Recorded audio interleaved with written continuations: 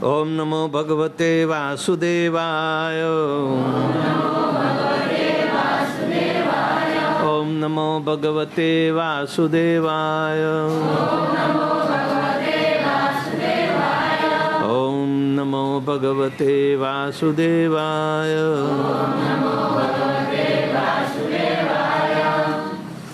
आज हम श्रीमद् भागवतम का 10वें स्कंद अध्याय 5वां नंद महाराज तथा वसुदेव की भेंट में श्लोक संख्या है 21।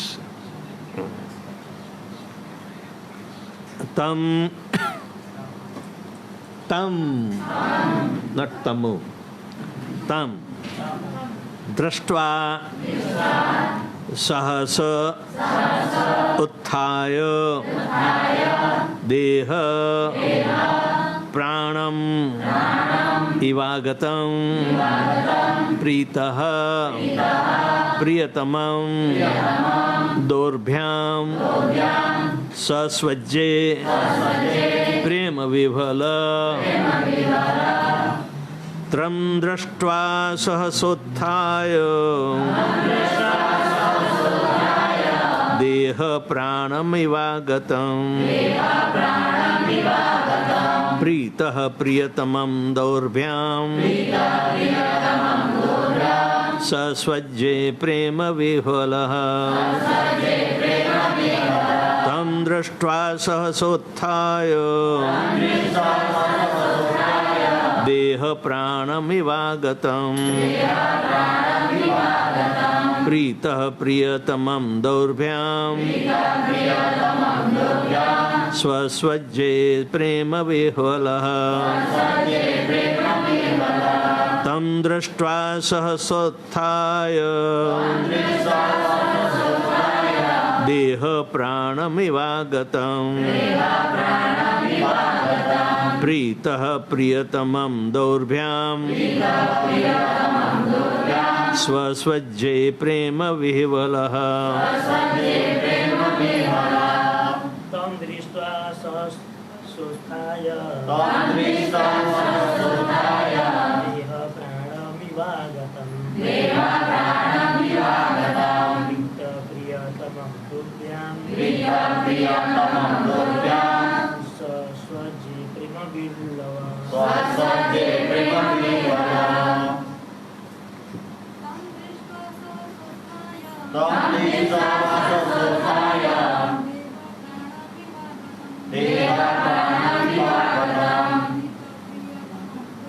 प्रियतमं दुर्भ्यां सस्वज्ये प्रेम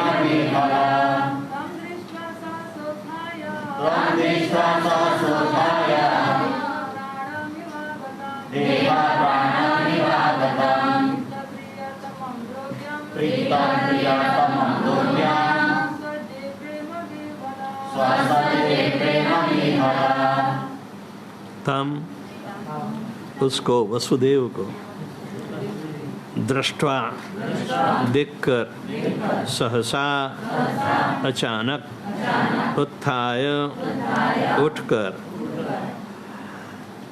देह वही शरीर प्राणम प्राण इव मानो आगतम लौट आया हो प्रीतः इतना प्रसन्न प्रियतमम अपने प्रिय मित्र तथा भाई दौर्भ्याम अपनी दोनों बाहुओं द्वारा सस्वज्जे गले मिले प्रेम विह्वल प्रेम तथा स्नेह से अभिभूत।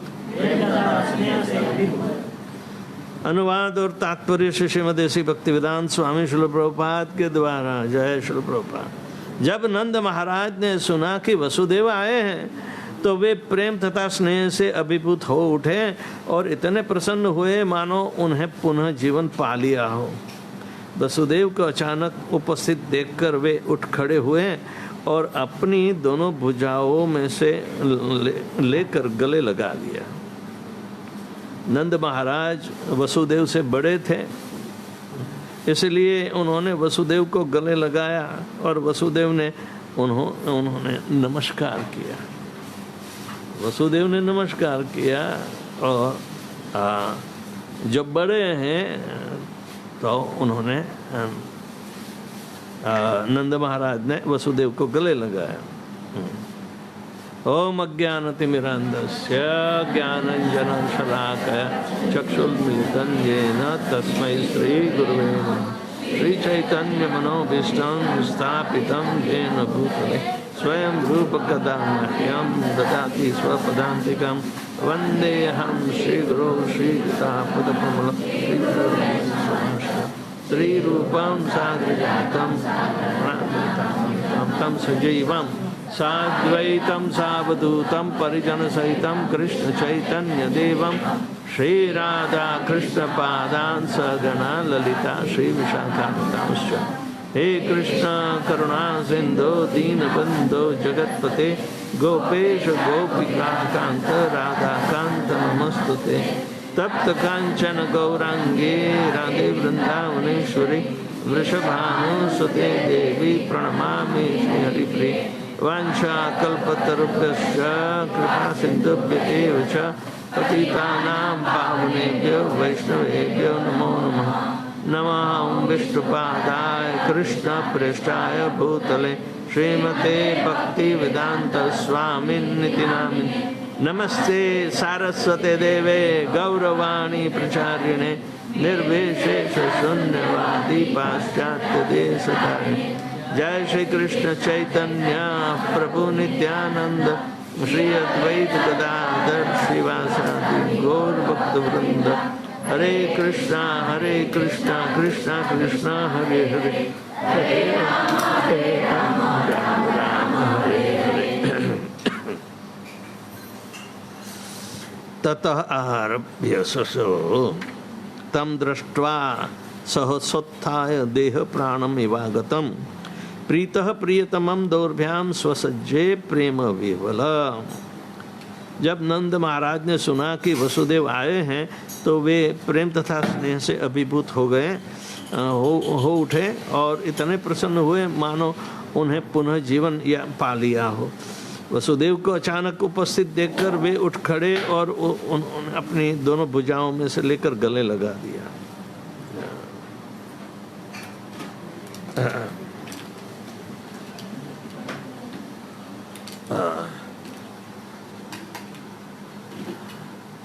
प्राण थकी मने वैष्णव वाला। नरसिंह मेहता ने बहुत बड़ी उक्ति की है कि भगवान स्वयं कहते हैं कि जो वैष्णव होता है मेरे प्राण से भी अधिक है। हाँ, क्योंकि भगवान की सारी जो वास्तविकताएं हैं वो वैष्णव पर ही निर्भर करती है। तो जब भगवान वैष्णव को, एक भक्त को इतनी भारी महत्ता देते हैं तो वैष्णव चरित्र कैसा होना चाहिए, हाँ, उसका अंदाज यहाँ लगा सकते हैं। हाँ, प्रभुपाद जी ने तो एक ही सेंटेंस में सारा परपट बता दिया है, लेकिन जब ये वैष्णव शिष्टाचार है और वैष्णव वैष्णव के बीच में हमने कल भी बताया था कि क्या व्यवहार होना चाहिए, हाँ, जो हमेशा के लिए बना रहता है। हाँ, जब भगवान के घर जाएंगे तो एक ही परिवार में तो होंगे ना, हाँ, लेकिन अलग अलग भावना और अलग अलग व्यवहार द्वारा भगवान के साथ हम आप ले कर सकते हैं। हाँ, जब इस दुनिया में ही हम ईर्ष्यालु रहित होकर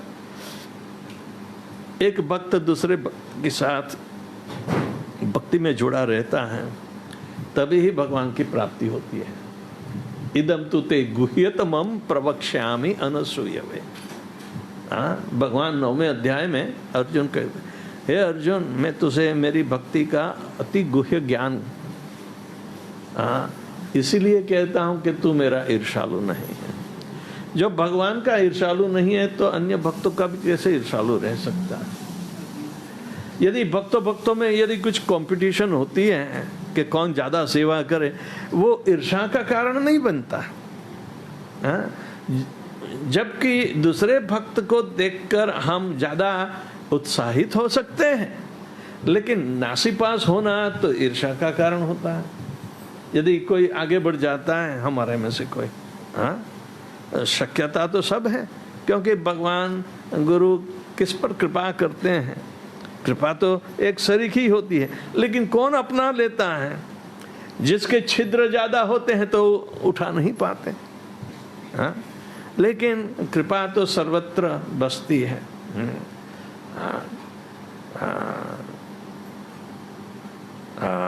कारुण्य घना घनत्वम, करुणा ऐसी है बादल जैसी है, हाँ? बादल का अपना पानी नहीं होता है, वो सूर्य की गर्मी से समुद्र का पानी लेता है और बिना कारण किसी भी जगह जाकर बरसा देता है, हाँ? तो उसी तरह गुरु करुणा के अवतार होते हैं और बादल की तरह अपनी कृपा बरसाते रहते हैं, हाँ? लेकिन यदि कोई बरसाने में भीगना ही नहीं चाहता है तो, हाँ, और मैं गीला हो जाऊंगा, मेरा ये हो जाएगा, मेरा वो हो जाए, तो ये बाहरी उसका जो उस पर जो लगाव है वो भौतिकता का लगाव है, हाँ? प्रेम से यदि कोई बीजे हो जाते हैं तो इसमें क्या परेशानी है, हाँ? इन लोगों ने प्रेम रस चखा नहीं। प्रेम रस चखने के लिए भगवान की भक्ति बीच में होनी ही चाहिए, और भक्तों के बीच में आदर्श वैष्णव चरित्र जो होता है, आइडियल वैष्णव कैरेक्टर, हाँ, वो जताना पड़ता है। तो ये कोई भावुकता का विषय नहीं है, हाँ, भावुकता का विषय नहीं है कि वो मेरे बहुत सारे पुराने मित्र को मैं देखकर मैं गले लपटता हूँ, बाद में क्या है, तू कहाँ और मैं कहाँ, हाँ, आते रहना जाते रहना, बस इसमें वैष्णव चरित्र नहीं बताते, हाँ, सहस भाव, यानी कि रागानुगा भक्ति में सहज भाव आता है, हाँ, जो प्रेम भक्ति में डूबा है तो रागानुगा भक्ति करने का उसको मौका मिलता है, लेकिन मौके का फायदा भी न उठाने वाले हैं, क्योंकि उसकी भाव की परिपक्वता न होती तो प्रेम कहाँ मिलेगा, हाँ? और ऐसे भाव को जानने के लिए, आध्यात्मिक भाव है उसको जानने के लिए आसक्ति तो होनी ही चाहिए, हाँ? जहाँ जिस संगत में, यानी कि सत्संग के प्रसंग में भगवान का सर्व प्रकार का बल प्राप्त होता है, हाँ, सर्व प्रकार का बल प्राप्त होता है, और उससे ही आवश्यक जो श्रद्धा पैदा होनी चाहिए, भक्ति पैदा होनी चाहिए, और रति आकर्षण पैदा होना चाहिए, हाँ? तो ये अनादिकाल से साधु संग इसीलिए चलता आया है कि सिर्फ भगवान की प्रीति के लिए ही ऐसा उन्होंने ठान रखा है, भगवान की प्रीति प्राप्त करना है। तो जो प्रीति प्रधान जिसका जीवन बना है तो दूसरे पर ईर्ष्या क्यों करेगा, हाँ? ईर्ष्या करने से तो प्रीति भी मर जाती है, हाँ? तो ईर्ष्यालु लोगों को भक्ति की भावना पैदा नहीं होती, कभी नहीं होती। मंदिर में भी आते हैं, लेकिन भगवान को अपने पक्ष में लेने के लिए वो लोग बताते हैं, इनका जरा मेरा कॉन्ट्रैक्ट लगा देना, दूसरे का नहीं, हाँ? सकाम भक्त लोग आते हैं। ये जब इलेक्शन होता है ना इंडिया में, हाँ? तो जो जिन की वो चुन के आए हैं, हाँ? वो सभी भगवान के मंदिर में दौड़ते हैं, चाहे नास्तिक हो वो भी दौड़ता है, भगवान हमें अच्छी कोई पोजीशन दे देना, हम जीत कर आए। जैसे भगवान को भी व्यापारी बना देते हैं। कल बताया था भगवान ही इसीलिए वैश्य कुल में पैदा होते हैं, कैसे व्यापार करना तो वो जानते हैं। हाँ, तो ये लोग चाहे कितने भी राजद्वारी हो, पॉलिटिशियन हो, कुछ भी हो, हाँ, लेकिन वहाँ सबका भगवान किस तरह आदान प्रदान करने की भावना रखते हैं, वो विशुद्ध भक्तों के चरित्र में ही बताते हैं।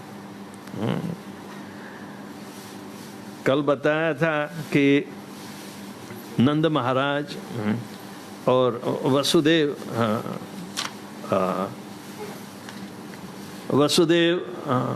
नंद महाराज से छोटे थे, फिर भी हाँ, क्योंकि वसुदेव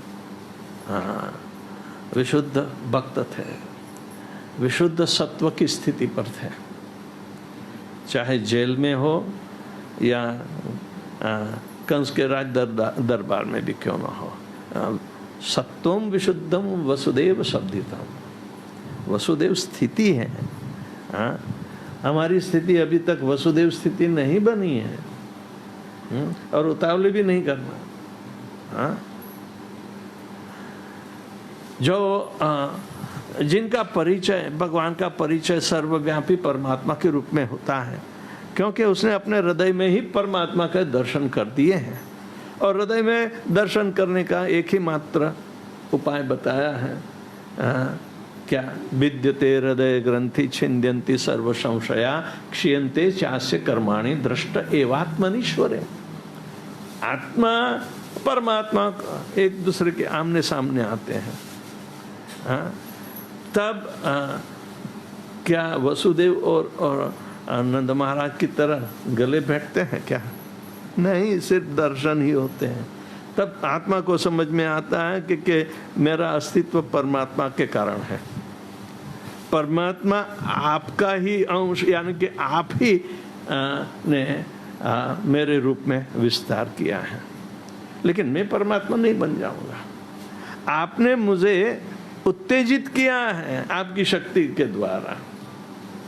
हाँ, मैं तो जड़ हूँ, भगवान का अंश होऊंगा, लेकिन जैसे एक चिंगारी आग में से निकलकर बुझ जाती है, मैं तो बुझ गई आत्मा हूँ। लेकिन आपने अपनी शक्ति द्वारा मेरे जीवन का संचार किया है, तो वो जीवन आपके द्वारा पैदा हुआ, फिर भी मैं ये त्रिगुणात्मक माया के चुंगाल में फंस गया हूँ। हाँ? तो आत्मा का शुद्ध स्वरूप वसुदेव की स्थिति वाला होता है, और ब्रह्मा जी ने ही बताया है कि हमें किसी तरह ये शुद्ध सत्व की स्थिति पर आना ही चाहिए। तो सत्वावलंबी पर सत्वम विशुद्ध सत्वम गोविंदम आदि पुरुषम तमाम भजामि। ये क्रम है, ज्यादातर ये भक्ति में ही पता चलता है, नहीं तो कोई नहीं जानेगा। चैतन्य महाप्रभु ने ब्रह्म संहिता इसीलिए प्राप्त की थी। भगवान है, ब्रह्मा जी ने भगवान का परिचय करवाया है, क्योंकि उनकी ही अनुभूति द्वारा हमें योग्य शिक्षा प्राप्त हो सकती है। हाँ, तो उन्होंने सिखाया है। हाँ, जब ब्रह्म संहिता चैतन्य महाप्रभु के हाथ में आई और उन्होंने पढ़ी, उन्होंने तुरंत कहा वहाँ के आदिकेशव मंदिर के पृष्ठ के कि भैया कोई हस्तलिखित दूसरी कॉपी मिल जाएगी। तो चैतन्य महाप्रभु का प्रभाव देखकर ही उसने कहा अभी तैयार कर देता हूँ। लेकिन ये 5वां चैप्टर ही बाकी, दूसरे भाग तो मिला ही। लेकिन हम लोग नारायण की उपस्थिति ही समझते हैं, ये थोड़ी बातें हमारे समझ में आती नहीं, आप ही ले जाओ। हाँ, आप साक्षात नारायण जैसे हो तो आप ही समझा पाओगे आपकी यह हकीकत क्या है। तो ये हमारे लिए अंतर्राष्ट्रीय कृष्ण भावनामृत संघ में बहुत उत्तम प्रकार का ये प्रमाण है, हाँ, जिसके आधार पर चैतन्य महाप्रभु ने उनकी शिक्षा बनाई है। हाँ, नहीं तो कृष्ण भगवान को एकमात्र भगवान की उपमा देकर किसी ने हिम्मत नहीं की थी आज तक। और उनकी परंपरा में चले आने वाले हमें भी यही उद्देश्य मिलता है कि हमें पूर्ण ढंग से भगवान को तत्व रूप से भी जानना है। तत्व रूप से जानने वाला ही तो से ही गुरु हो। जय कृष्ण तत्ववेत्ता से ही गुरु हो। तो हमें दूसरों को भी सिखाना है। ये तत्व जो है परम सत्य है, तो उसकी उपासना के लिए हमें अलग ढंग से कोई कार्यवाही करनी नहीं है। तो जब वैष्णव चरित्र, वैष्णव कैरेक्टर, वैष्णव एटिकेट, वैष्णव एटिकेट के कोर्स पढ़े हैं ना। हरि भक्ति विलास में सनातन गोस्वामी ने वैष्णव एटिकेट क्या है उसके बारे में पूर्ण ढंग से बताया है। नित्य दैन्य नंदिनी, यानी कि हर रोज की जो क्रियाएं हैं वो भी वैष्णव चरित्र में आती है। सुबह उठना, ब्रुश करना, टॉयलेट जाना और स्नान करना, बाहर आकर तिलक लगाना, आचमन करना, हाँ, और गायत्री के लिए तुरंत बैठ जाना। ये सब क्रमानुसार होते ही रहना चाहिए। हाँ,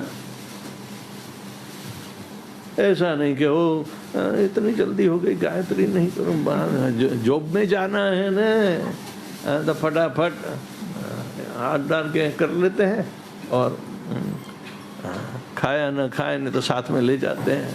हाँ, नहीं, वैष्णव चरित्र में बहुत समतुलना पूर्वक ये सारे कार्य सिद्ध करने होते हैं।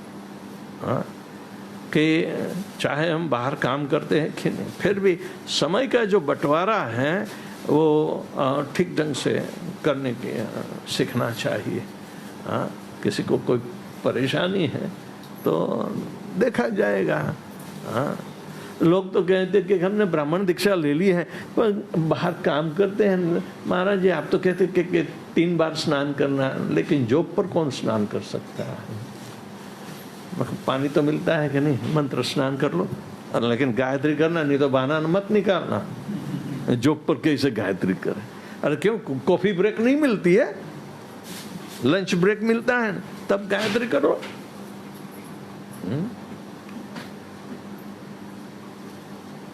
इस्कॉन में सब चलता है।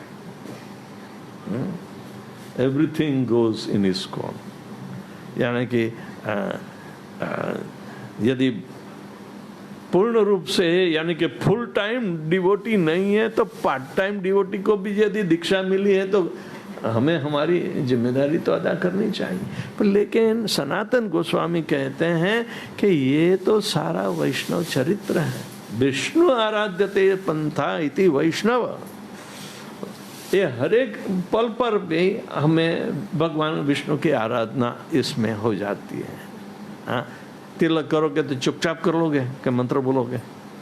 12 जगह तिलक करना है, कोई मंत्र नहीं बोलता, हो गया।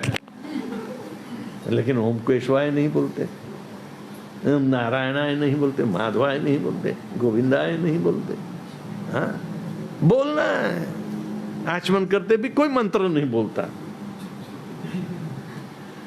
चुपचाप।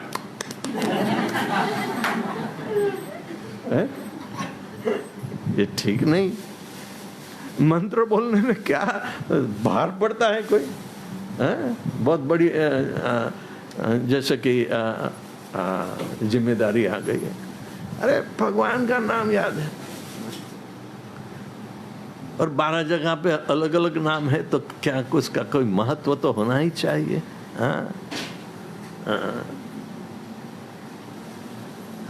गोविंदाय नमः करके यहाँ कंठ में क्यों लगाते हैं? कंठ पर गोविंद है। उसके उपरांत जो न्यास इत्यादि करना है तो करन्यास भी आता है, हाथों से अपने अंगों को छूना होता है, फिर भी मंत्र बोलना पड़ता है।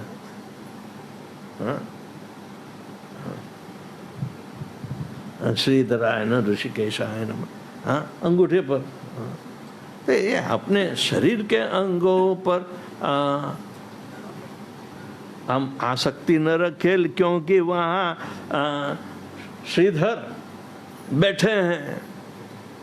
खबरदार जो उसका दुरुपयोग किया था, यानी कि बकवास करने में नहीं करना चाहिए, या इंद्रिय तृप्ति के लिए भी नहीं करना चाहिए। एक एक पल पर हमें भगवान की याद दिलाने के लिए ये सारे वैष्णव चरित्र बनाए हैं, वैष्णव एटिकेट। और उसके उपरांत यहाँ वैष्णव एटिकेट की बात आती है इस श्लोक में।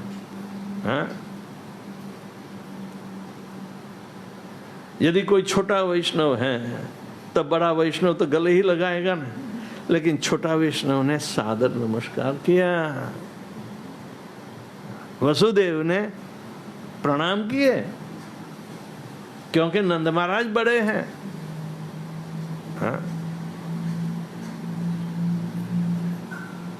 कोई कहेगा मायावादी तो, अरे हम सब एक हैं।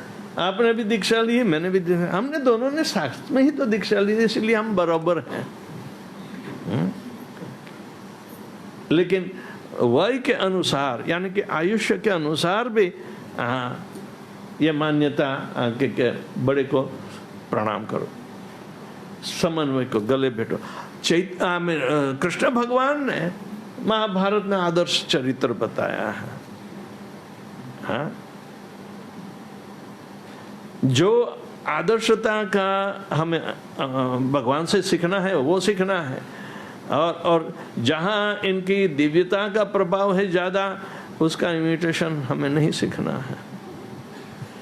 जबकि रामचंद्र जी ने अपने जीवन काल में इनकी सारी बातें अनुकरणीय बताई है, सारी बातें तो इनका आचरण। लेकिन कृष्ण भगवान के बारे में ये दो बातें हैं। आदर्श चरित्र करके तो बताया है, इसके उपरांत जो दिव्यता के प्रभाव से उन्होंने जो जो अद्भुत कार्य किए, उनका कभी हमें अनुकरण नहीं करना चाहिए। Don't imitate Krishna, you can't imitate Krishna, you can imitate Ramchandra.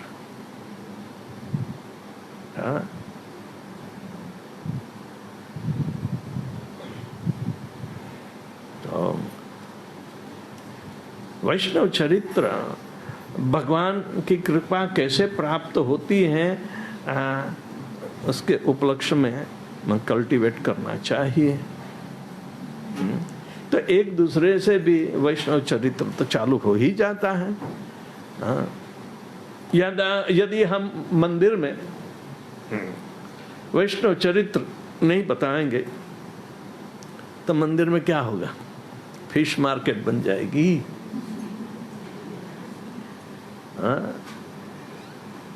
ये तो चरित्र का ही तो हमें दर्शन करना है।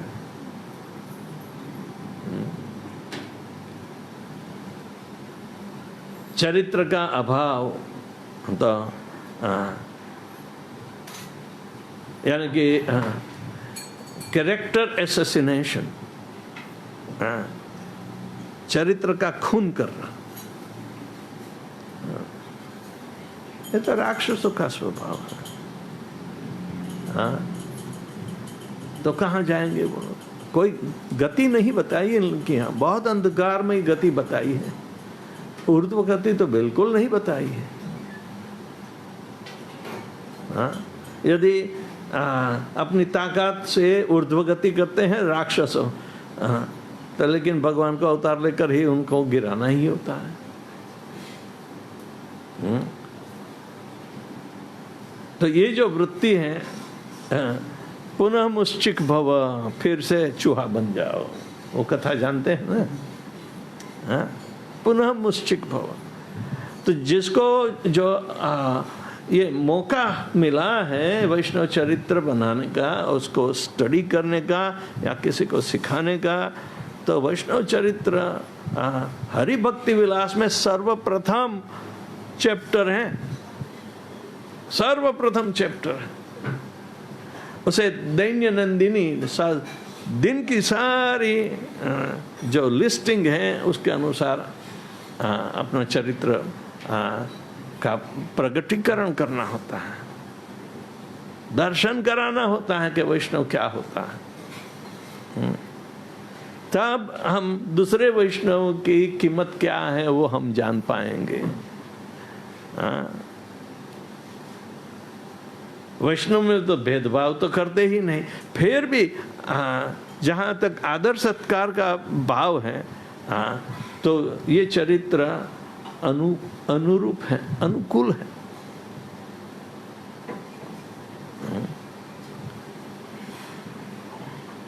यहाँ वैष्णव एटिकेट का कोर्स हुआ है, 3 दिन का है, हो गया है। किसने किया? रावगण प्रभु। ओके, अवगत होना है इस सारी चीज पर। पर वही तो हमें प्रैक्टिस में लाना है। वैष्णव चरित्र न हो जीवन का उद्धार कैसे होगा? तो एक सिंपल चरित्र है जो अपने संस्कारगत उतरता आया है। इट डिसेंड्स एंड हमें अपने बच्चों को भी सिखाना है। अपने पूर्वजों के पास थोड़ा सा मिला तो होगा ही, इतने बुरे नहीं थे। लेकिन जब हम अंतर्राष्ट्रीय कृष्ण भावनामृत में आकर इसे गहराई से हमें अवलोकन करने को मिलता है तो अवश्य उसका फायदा उठाना चाहिए। नहीं तो ऐसा मौका कहाँ मिलेगा? सही ना? तो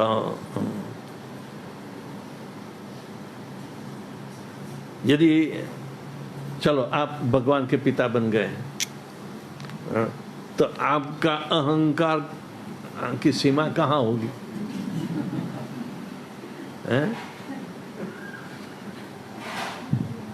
भगवान ने मेरे घर जन्म लिया है, मैं भगवान का पिता हूँ, मैं हूँ मैं हूँ मैं हूँ मैं करता। बकरी को क्या होता है? मैं करते, ऐसा हाल होता है। तो वसुदेव और नंद महाराज दोनों भगवान के पिता हैं। और भगवान की स्थिति दोनों जानते हैं। विशुद्ध सत्व की स्थिति है। और ऐसा नहीं कि वसुदेव से नंद महाराज ज्यादा भाग्यशाली थे कि बिना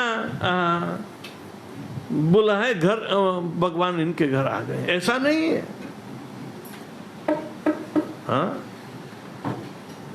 भगवान की क्या इच्छा है वो दोनों जानते हैं। और दोनों भगवान के पूरक पिता कहलाते। पूरक यानी आधा आधा, दोनों अपने अपने भाग्य को सराहना करते हैं। ये उत्तेजन है। वसुदेव नंद महाराज के भाग्य को सराहने थे, ईर्ष्या नहीं है। और इसी तरह वसुदेव के लिए भी नंद महाराज बोलते हैं। वो दोनों जानते हैं, इसलिए दोनों भगवान की प्रीति के लिए और भगवान की सब प्रकार की वात्सल्य भाव से सेवा करने में कोई भी ऐसी तक छोड़ते नहीं हैं। 24 घंटे कृष्ण भगवान के ख्यालों में वो दोनों रहते हैं। और अपने अपना व्यवसाय करते रहते हैं, लेकिन सततम कीर्तयन्तो माम यतन्तश्च दृढ़व्रता नमस्यन्तश्च माम भक्त्या नित्ययुक्ता उपासते। तो हमारी उपासना भी नित्य भगवान के साथ जुड़ा करने वाली होनी चाहिए। चाहे हम दर्जी का काम करें, कोई भी काम करें, परवाह मत करना। सही ना? तो भगवान के साथ हमेशा जुड़ा हुआ करने का जो उपाय है, वही सही योग है। चाहे उसे बुद्धि योग कहो, चाहे समझाने में सांख्य योग भी आ जाता है, चाहे कोई के अन्य प्रकार के योगियों भी धीरे धीरे वही मार्ग पर चढ़ेंगे। अष्टांग योग करो या हठ योग करो, ज्ञान योग भी करो या कर्म योग भी करो, लेकिन भक्ति योग सर्वश्रेष्ठ है। जबकि बुद्धि योग और भक्ति योग में कोई अंतर नहीं बताया। सांख्य योग और भक्ति योग में भी कोई अंतर नहीं बताया, क्योंकि तात्पर्य भगवान की प्रीति के लिए भगवान को ही केंद्र में रखकर हमें जीवन सफल करना है। यदि ये नहीं हुआ तो क्या होता है? सारा जीवन जैसे गधा श्रम करता है न, वैसे बन जाएगा। धर्म स्वनुतिष्ठाम पुंसा विश्वक्षेन कथासुय नोत्पादये यदि रतिम श्रम एव ही केवलम। हम अपने अपने धर्म में भी स्थित हैं, लेकिन ये भगवान की प्रीति जब प्राप्त करने में असफल रहे तो मिथ्या श्रम बन जाता है। श्रम एव ही केवलम। वैसे तो गधा भी श्रम करता है और मनुष्य भी श्रम करता है। गधे को भी पसीने छूटते हैं और मनुष्य को भी पसीना छूटता है, पर लेकिन ये पसीना व्यर्थ होगा। भगवान की प्रीति के कर्म करने में यदि पसीना छूटता है तो वो सब ठीक है। समझो कि विष्णु भगवान के शरीर में के रोम में से जो बिंदु रूपी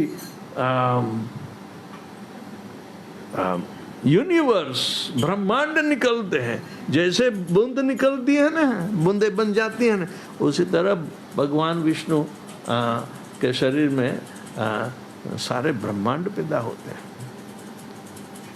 वो तो श्वास लेते हैं तब सारे ब्रह्मांड अंदर चले जाते हैं, उस श्वास में सारे बाहर निकालते हैं, लेकिन यहां से भी निकलते हैं सब जगह।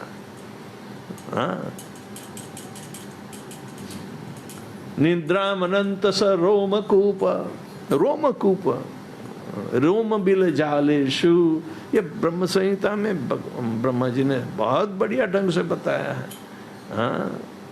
तो ये सब भगवान का विशुद्ध चरित्र का पूरी ढंग से कम आंशिक तो आंशिक, कम तो कम, लेकिन वो चरित्र की झलक तो होनी ही चाहिए।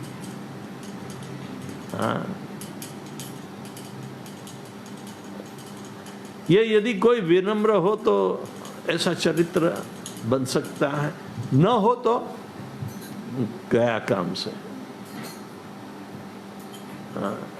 तो हमारे हर एक कार्यवाही में हम कैसे है, कहाँ है, क्यों है, क्या है, और सबका नाप तोल वैष्णव चरित्र पर ही आधार रखता है।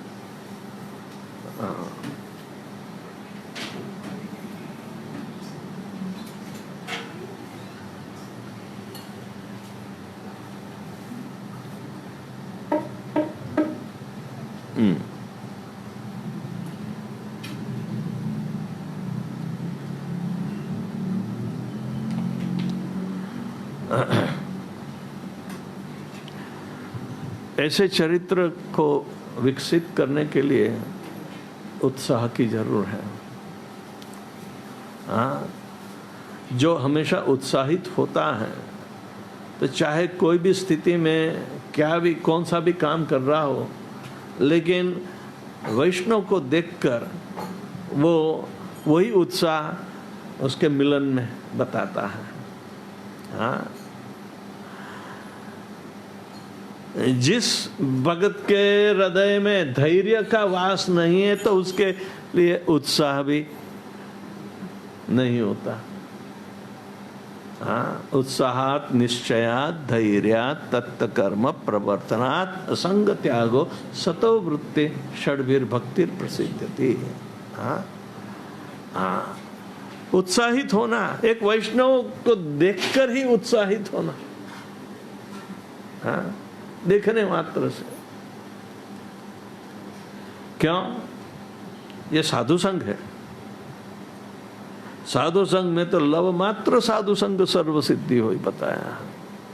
शास्त्र का तो यही नियम है कि साधुओं के संग बिना भक्ति की उन्नति ही नहीं है।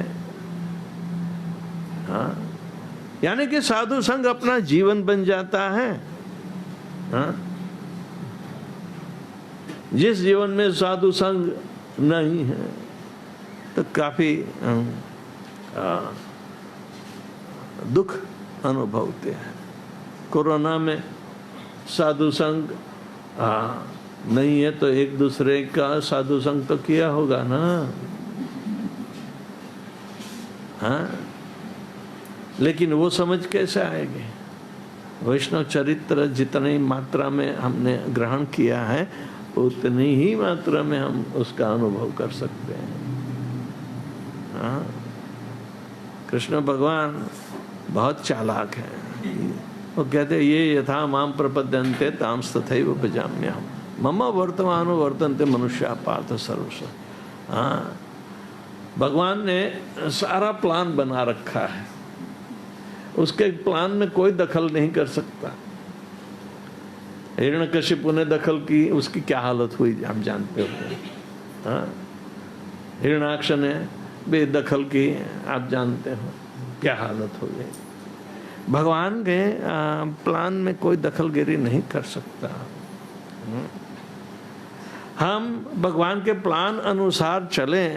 हाँ, तो उसके लिए ही तो वैष्णव चरित्र बनाना है। ये भगवान का प्लान है। हाँ, वैष्णव होने का ठिकाना नहीं है और भगवान से हम फेवर मांगते हैं, वो ठीक है क्या? नहीं। और जो वैष्णव है उसे भगवान के पास मांगने की कोई इच्छा ही नहीं रहती। भगवत प्राप्ति में सब कुछ समा जाता है। हाँ, चाहे कोई सकाम भक्त हो, हाँ भक्त है एक प्रकार का, तो उसका हम स्वीकृति करते हैं, पर लेकिन एसोसिएशन किसका करना चाहिए?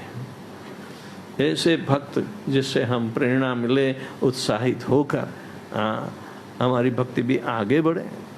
इसलिए ही तो एसोसिएशन की आवश्यकता है। हाँ, तो हमने तो ये सोचा कि यहाँ तो भक्ति की वृद्धि हो गई है, इतने सारे नए नए भक्त, नए नए चेहरे देखने को मिलते हैं, और इतनी सारी शादियाँ भी कोई, और हमें किसी ने इनवाइट भी नहीं किया।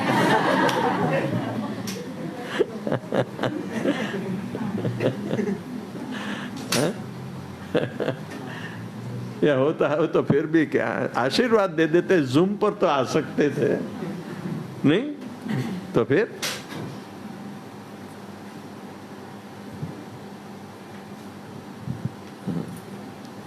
तेरी शादी में बुलाएगा?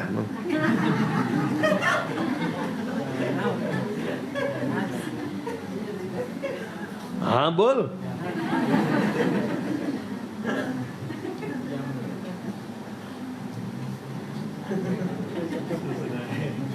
हम चॉकलेट ले आएंगे तेरे लिए।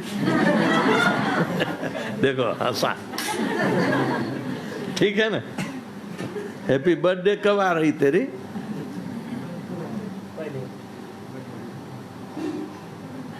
चली गई,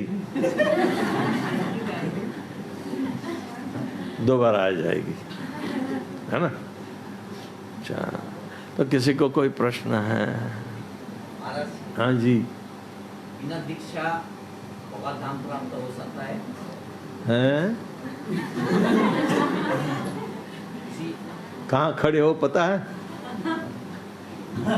गिरने की संभावना रहती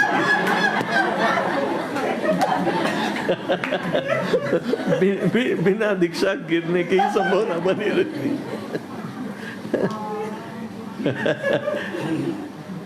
नहीं, बिना दीक्षा भगवत प्राप्ति कहाँ? हाँ? गुरु की तो आवश्यकता है। क्या एक जन्म के लिए ही गुरु होते हैं क्या? चक्षुदान दिलो जय, जन्मे जन्मे प्रभु से, दिव्य ज्ञान हृदय प्रकाशितो। गुरु तत्व साथ में रहेगा। ये तो पर्सनालिटी है, ये पर्सनालिटी काम चलाव है। हाँ? गुरु तत्व स्वयं कृष्ण होते हैं, तो क्या बिना दीक्षा का सवाल ही नहीं खड़ा होता है, पता है?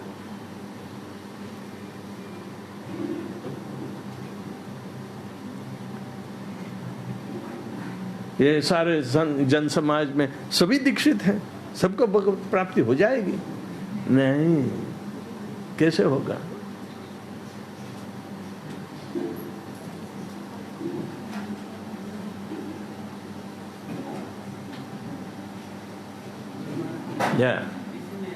मैंने कई बार सुना था, तो हम लोग जब हरे कृष्ण महामंत्र का शुरुआत करते हैं, वहीं से हम लोग दीक्षित ऑलरेडी हरिनाम दीक्षित है, इसलिए वो भी यदि कोई गुरु का छत्र छाया में नहीं आकर भी वो भवधाम जाता है, तो दूसरे भव में राह देखनी पड़ेगी उसको गुरु की। गुरु प्राप्ति से पहले ही शरीर छोड़ देता है तो क्या? हमारे कई शिष्य बने हैं, हाँ, जो डेथ बेड पर हैं और चाहते थे कि दीक्षा ले लें। एक तो कोरोना में फंसे थे, हाँ, तब पति पत्नी दोनों कि महाराज जी हमें दीक्षित करो, क्योंकि आश्रय तो लिया है सब, लेकिन दीक्षा ले नहीं पाए। जाओ दीक्षित हो जाओ, चालू करो हरे कृष्ण माँ, और सब ठीक हो गए, वापस आ गए। होता है, हाँ, कहीं चले जाते हैं, लेकिन हम अमेरिका में थे तब अपने पिताजी माताजी इत्यादि दोनों बीमार रहते थे। डायबिटीज तो इन्हीं से मुझे आया है, हाँ, लेकिन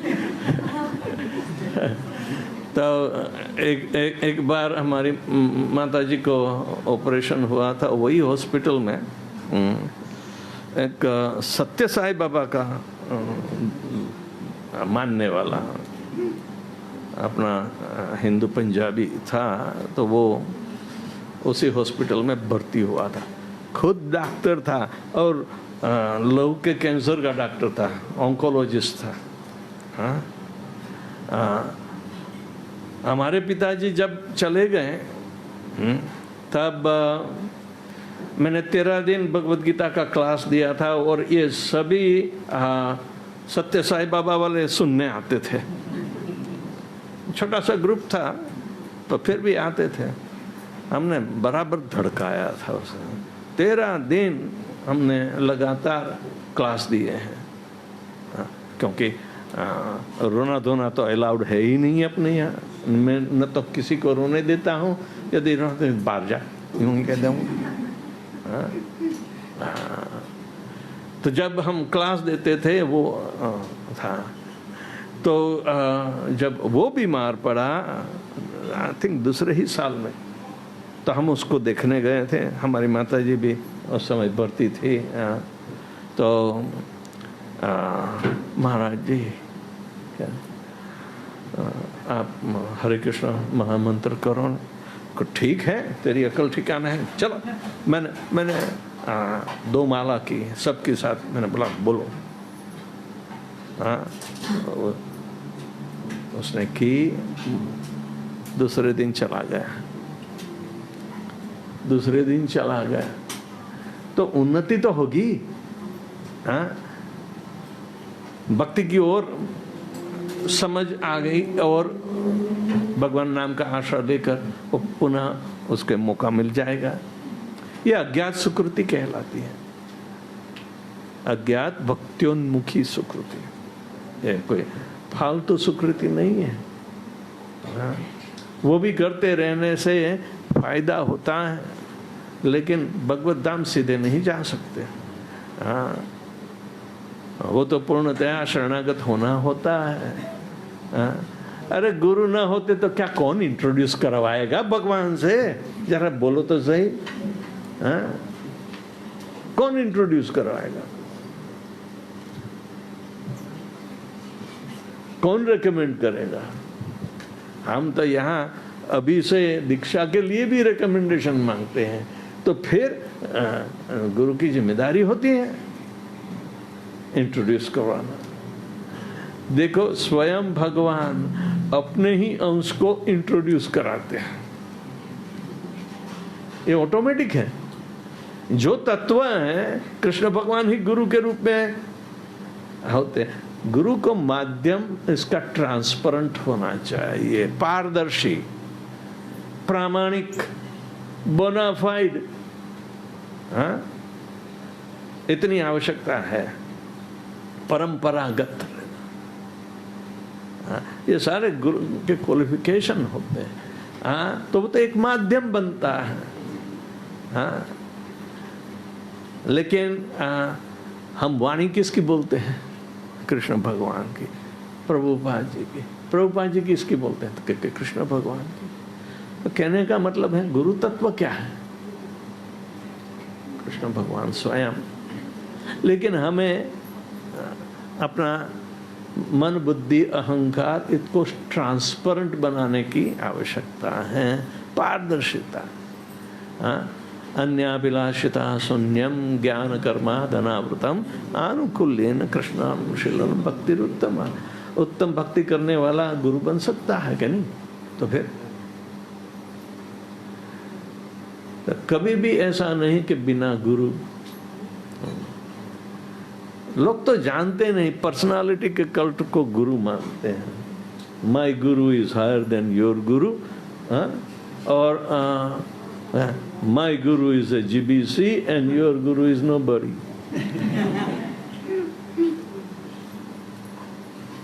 ये सब छोटी छोटी भावना मन में यदि भरी है तो ये सही नहीं है। हाँ, ये संकुचित हृदय की बात होती। उदार चरित्र वैष्णवों का होता है। तो कहेंगे अयम नीचा, ये मेरा है। परोवित्ति, वो उसका है। वो कौन ऐसा विचार करता है? तो लघु नाम लघु चेतसाम, जिसकी चेतना लघु यानी कि बहुत कुंठित है, छोटी सी। हाँ, तो वो लोग मेरा तेरा करते रहते हैं। लेकिन उदार चरित्र वसुधैव कुटुंबकम, हाँ, जहां जाता है वो अपना परिवार समझता है। हाँ, किसी भी प्रकार का डिस्क्रिमिनेशन नहीं। प्रभुपाद जी ने ऐसी गिफ्ट दी है सारे जगत को, किसी ने नहीं दी है। बोलो श्री प्रभुपाद की।